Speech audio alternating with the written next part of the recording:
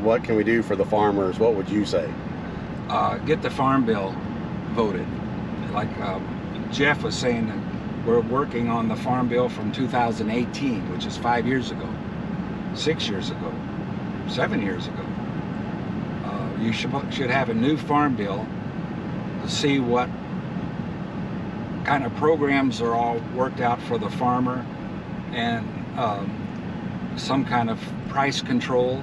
But Congress had other things on the plate. They didn't think it was necessary. So how can you run a business if you don't know what the plan is from the government regulations, even down to the EPA regulations, where you can't drain certain areas, you can't drain certain swamp areas, because that's called swamp busting. They want the ground to go back to the way it was 100 years ago. That's not possible if you're trying to run a farm. You can't drain water on other people. There's so many regulations which should be finalized by Congress, but Congress never came up with a farm program. So Trump promised that he would get that through, but that's not on the plate right now. He has never mentioned it again since the election. So is that part of like why they would leave certain crops they wouldn't plant certain fields? Is that part of the... Yeah, so that's why you plant maybe more corn than beans, or more beans than corn, along with the soil conditions, like Jeff said. We can't afford to lose too many more farmers. We're down to 1.2% now. It used to be 2%. Then it was 1.5%, but now over the last 6 years, it's down to 1.2% of the population of farmers. So if you're Congress, who are you going to listen to? The 1.2% or the 80% of other people, or 90%? Of the elevators. The elevators. Bunge is owned by a German company. That's a German name. And the other companies are all owned by the Japanese. And Japanese just built a new one about 6 miles from the bottoms, up on the Mississippi River towards Chester. And they got a 99-year lease on the ground.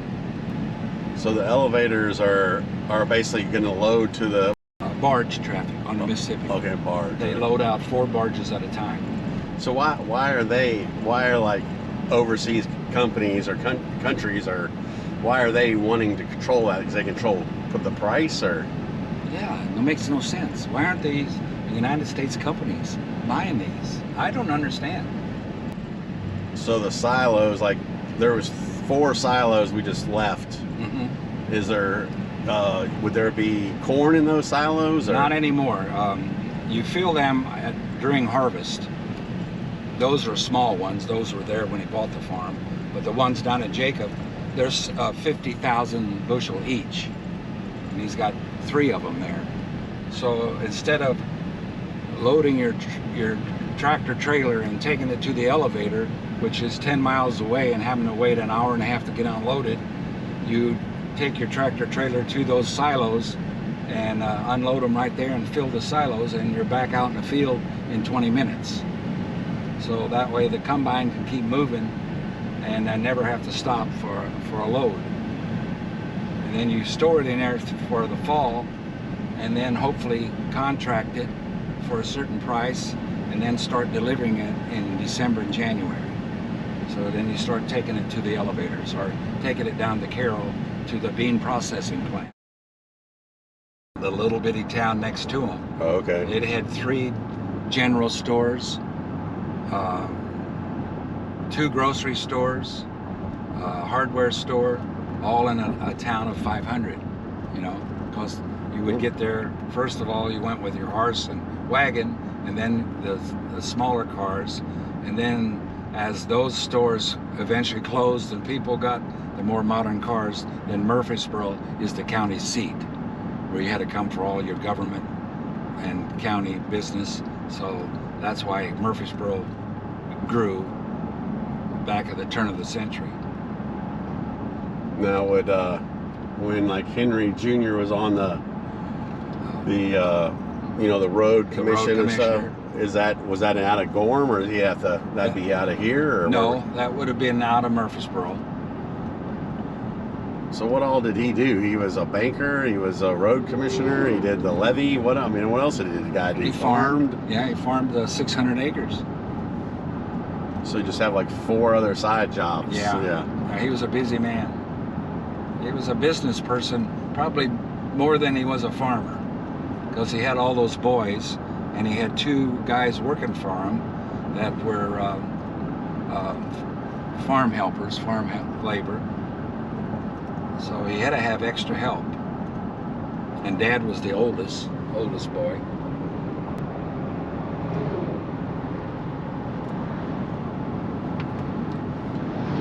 So even with kids, he'd still have to have farm help. Yes. Yeah. Now the farm help lived on your property, or are they just local? They just came every morning. Yeah. How'd they get paid? Trade, or actually get money? I think they got paid money. Yeah. Because all of the products they produced was just grain and cattle.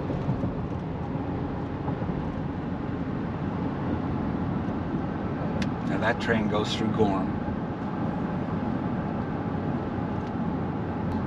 So back in the day, would people literally keep their money and like dig holes and hide it, or would they actually put more money like in the bank? And it all depends how German you were. So if you're real German, would you put it in the ground? Yeah, you put it in jars and buried it. So a lot of people didn't trust banks back then. So tell me a little bit about, I still don't understand the GMO. Certain chemicals will kill a plant because it's poison. But if you genetically modified that plant, changed the chromosomes in them, where they would be resistant to the chemicals, that's GMO, genetically modified organisms. And so you could plant those seeds and then use that herbicide on it, and it would kill the weeds, but wouldn't kill the plant. That's what it is. And it was revolutionized farming back in the 70s. And therefore you could have raise more bushels per acre, because you could get the plant up and be healthy, like Jeff was talking about on the seed treatment. You could put 3 different kinds of seed treatment on it to stop rust, rotting, disease coming in off the wind, disease off the ground, which the seed, when it's sprouted, is very susceptible to all of that when it's little. And if you could make that plant healthier, then that's how the farmer can produce more per acre, and make that percentage of profit go up just a little bit. Jeff was talking about percentage of profit. Do you know the farmer is working on a single-digit % of profit? We're talking net profit? Yes. Less than 10%. That's after they get paid? After all the expenses. So where are we headed to now? To the top of the bluff. And we're going to be able to see Mississippi and the bottoms. Yeah, we'll be right on top of the Mississippi, looking down on it. The road has been up there probably for 100 years. Goes all the way back to when the Forest Service bought the ground. That's Shawnee National Forest, that whole bluff. When you all were kids and all, or teenagers, did you come up here? Or? We climbed up the side. Okay, yeah. We would start at the bottom and climb right up and find a ridge or a valley or a crack in the rock, and we would do that every weekend.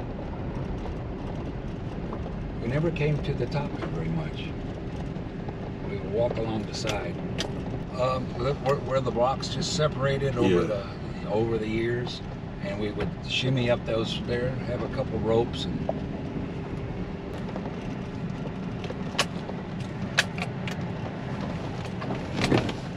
that's not good.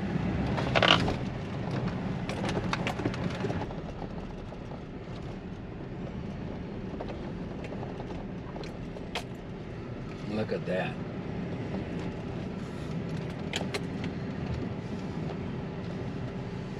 That is cool.